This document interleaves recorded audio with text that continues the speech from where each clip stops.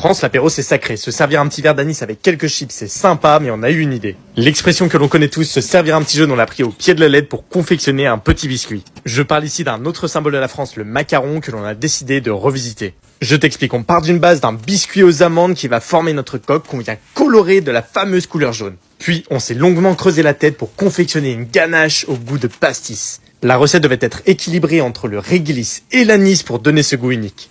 Souvent, c'est une boisson qui est servie avec un max de glaçons, donc il était super important pour nous d'avoir beaucoup de fraîcheur. Les tests ont été nombreux pour obtenir la recette parfaite d'un macaron au pastis. Une fois que la ganache est prête, à l'aide d'une poche à douille, on va venir la déposer dans la petite coque aux amandes. La totalité du travail, c'est à la main, et ici on vient refermer notre macaron avec la deuxième coque. Vous le voyez, c'est assez minutieux, car d'un macaron à l'autre, il ne faut pas qu'il y ait des tailles irrégulières. On vient de donner naissance au macaron au pastis, un macaron pour l'apéro que vous pouvez retrouver sur notre site. C'est ultra frais pour l'été et pour une fois, on commence par le dessert lors d'un repas.